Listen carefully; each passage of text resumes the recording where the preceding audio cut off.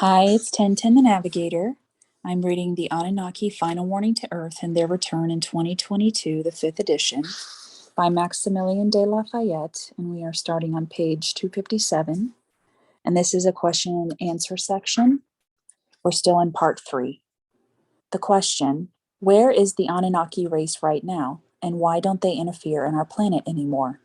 Answer: the Anunnaki now are where they come from, or came from, their own planet called Nibiru, also known as Ashtari. The Anunnaki are part of the Cosmic Federation of the Seven Galaxies. This is not the so-called Federation of Lights or Cosmic Order as claimed by New Age ufology. What is so special about the Anunnaki's Federation is the difference, or the different types of alien civilizations and galactic races that have joined, meaning from different bioorganic entities, which are totally different from human-like entities physically, organically, emotionally, and mentally. Why don't they interfere in our planet anymore? Humans have very little to offer more advanced galactic civilizations. In reality, the human race has nothing meaningful to offer the Anunnaki.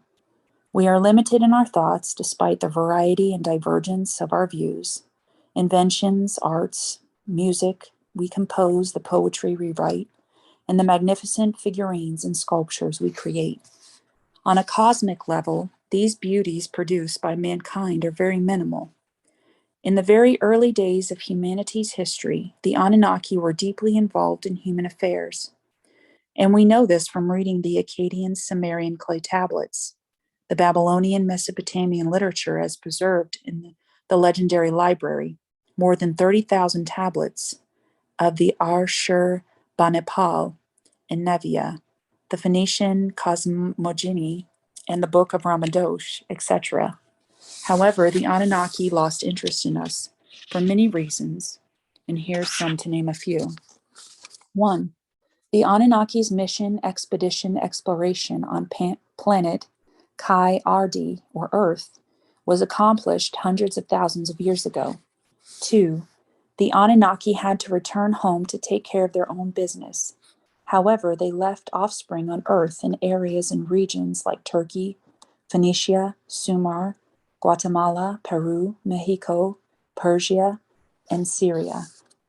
Their offspring appeared in history's chronologies as legendary kings and queens, and in some cases, an obscure historical figure like Daniel or Danil, a Phoenician Ugaritic king who was mentioned in the Rosh Shamara texts.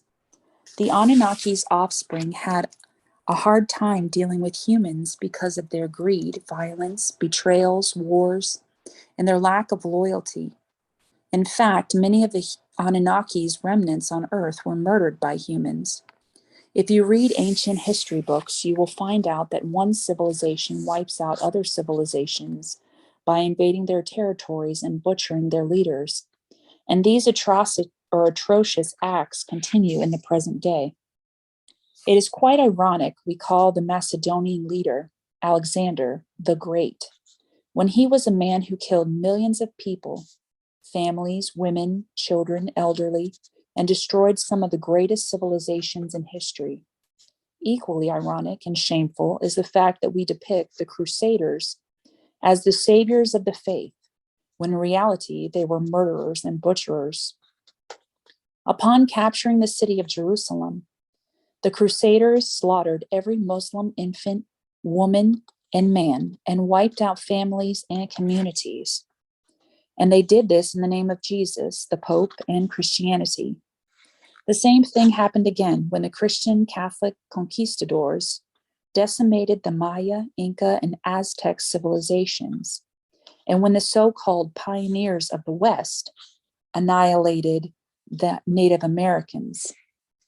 And today, history still repeats itself with religious extremists and superpowers, materialistic and military expansionism. The Anunnaki have witnessed all these atrocities. Even the notorious Greys felt threatened by the human race because of its nuclear arsenal and what we are constantly doing to Earth's ecological system or environment. Earth is not a positive and healthy environment or habitat for the Anunnaki. and any other highly civilized race. Sure, the human race produced outstanding people like Madame Curie, Gandhi, Mother Teresa, Salah ad-Din al-Ayyubi, Victor Hugo, Marco Polo, Lamartine, Mary Magdalene, Buddha, Sophocles, and Chopin. But these wonderful people are a drop in the bucket. To tell you the truth, if you don't find pleasure in the act of giving, and if you don't forgive others, not only once, but as many times as it takes, maybe 50 times or more if necessary, and as long as our success and responsibility or respectability on earth are measured by the weight of our wealth, fame, and power, none of the highly advanced communities in the cosmos will find the human race appealing, meaningful, and worthy of any attention. However, the Anunnaki did not abandon us completely, thanks to the conduit they have installed in our cells of our brains. They remain in constant touch with us, but only the pure in heart and thoughts will feel it and benefit from it.